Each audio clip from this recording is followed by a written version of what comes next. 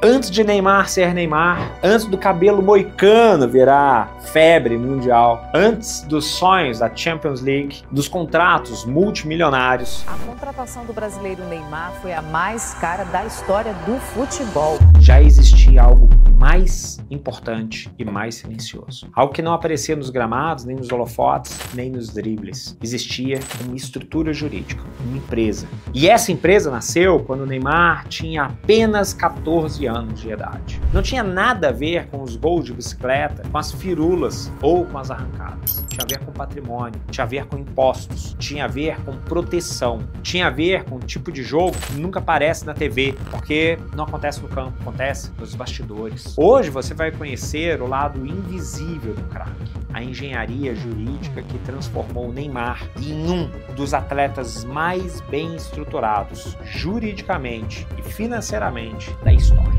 E que, anos depois, quase custou 188 milhões de reais em uma batalha contra a Receita Federal. Imagine isso com calma. Um adolescente comum, indo para a escola, treinando na base do Santos, brincando com os seus amigos e, ao mesmo tempo, tendo uma empresa criada especialmente para gerenciar sua imagem. O nome dessa empresa era NR Sports e seu propósito jamais foi apenas administrar publicidade. Era algo maior, era algo que tinha como ideia separar a figura do jovem Neymar da figura do futuro negócio global Neymar. Enquanto muitos se perguntavam se ele seria o novo Robinho, o novo Pelé, o novo raio que caiu na Vila Belmiro, seu pai e uma equipe de especialistas já estavam enxergando outra lógica. Eles entenderam que o talento dentro de campo é efêmero, mas a imagem pode atravessar décadas. Essa percepção precoce não foi apenas uma manobra ousada, foi a semente do projeto empresarial que viria sustentar toda a carreira do atleta. E essa semente precisava de tempo para crescer. E cresceu muito. À medida que Neymar se tornava destaque no Santos, o que mais chamava a atenção do mundo era o futebol. Mas nos bastidores, algo ainda maior estava em construção. O crescimento de uma estrutura patrimonial que acompanharia cada movimento dele pelos 20 anos subsequentes. Vamos seguir essa linha do tempo, porque ela mostra como o patrimônio do jogador cresceu de forma exponencial, só que quase invisível ao olhar público. Em 2009, ainda no Santos, Neymar começa a receber suas primeiras grandes receitas. Em 2013, sua transferência para o Barcelona explode sua projeção global. Em 2017, o mundo assiste à maior transferência da história do futebol. 222 milhões de euros pagos pelo PSG. Em 2023, um novo acordo gigantesco surge, dessa vez com o Al Hilal, no valor de 160 milhões de euros por 2 anos. Mas aqui está o ponto que pouca gente entende. O salário, por maior que seja, não é o principal motor da fortuna de Neymar. A verdadeira construção patrimonial está na estrutura que opera ao redor dele. Direitos de imagem estrategicamente administrados, patrocínios globais, contratos multilaterais, royalties, aplicações financeiras, imóveis e investimentos internacionais. Tudo isso fluía não diretamente para a pessoa física, mas para empresas estruturadas para receber, distribuir e reinvestir esses valores, tudo com base em benefícios fiscais. E é aí que a NR Sports deixa de ser uma empresa juvenil e passa a se tornar coração de um império que muito pouca gente sabe que existe e menos ainda pessoas sabem como funciona. A NR Sports não é apenas uma empresa, ela é o núcleo comercial de Neymar, o epicentro de tudo que envolve sua imagem, sua marca e seu patrimônio. É sua estrutura patrimonial, é o filtro que separa atleta e produto, atleta Neymar e produto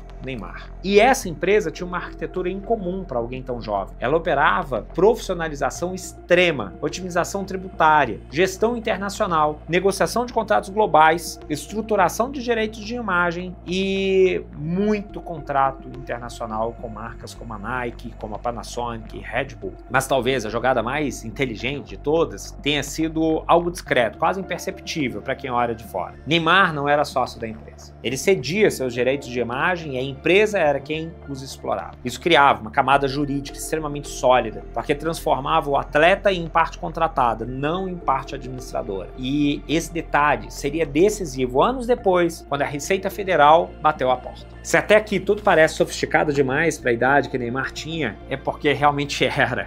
Mas essa complexidade seria colocada à prova em um dos maiores combates jurídicos tributários da história do esporte brasileiro. Entre 2011 e 2013, a Receita Federal iniciou uma investigação pesada sobre Neymar. A acusação era direta e devastadora: elisão fiscal abusiva, empresas sem substância econômica, valores simulados e remuneração disfarçada como direitos de imagem. A multa e os valores totais a se pagar chegavam a 188 milhões. Segundo a Receita, as empresas existiam apenas para reduzir impostos. Segundo a defesa, tudo era legítimo, documentado, com substância e dentro das regras do esporte nacional e internacional. Começou uma guerra jurídica. Essa guerra duraria alguns anos. Só que teve um ponto de virada. Em 15 de março de 2017, o CARF finalmente emitiu sua decisão. A relatora Bianca Felícia declarou: é um acordo familiar legítimo. Essa frase mudou tudo. O tribunal reconheceu que a estrutura criada existia de fato e de direito. Ela reconheceu a substância, reconheceu a legalidade, reconheceu que essa estrutura jurídica, essa engenharia jurídica que é comum no futebol global, era válida, era lícita. Só que, infelizmente, para o Neymar não foi uma vitória total. O CARF considerou que 37 milhões recebidos do Santos tinham natureza salarial e, portanto, deveriam ser tributados como uma pessoa física. Uma tributação alta em cima dos 37 milhões. Isso reduziu o impacto da vitória, mas mesmo assim transformou essa vitória em um marco histórico, em um marco jurídico muito forte. Neymar não apenas preservou sua estrutura, como criou jurisprudência. Provou que não era uma fraude, era planejamento e um planejamento válido. E se isso tudo parece exagerado, vale olhar um pouco para o ponto essencial, porque um atleta precisaria de uma estrutura tão complexa assim, simples. São centenas de milhões de reais. É muito patrimônio. E no lado do futebol, porque um atleta não é apenas alguém que joga futebol, é uma marca global, é um produto licenciado, é uma máquina multimilionária de contrato, é alguém que atua simultaneamente em vários países, cada um com suas próprias regras, impostos, exigências. Se Neymar recebesse tudo na pessoa física, o normal seria perder ou pagar 27,5% para o governo. Mas a legislação sobre direitos de imagem para atletas é complexa aqui no Brasil. Aliás, que não é complexo quando a gente fala de tributo no Brasil. Não sei se existe a possibilidade de tributo ser simples, mesmo com a reforma tributária. Todos os tributos somados, no caso de um direito de imagem, podem representar algo, claro, com algum esforço e com alguns arredondamentos, algo próximo de 40% do que ganha. Só que,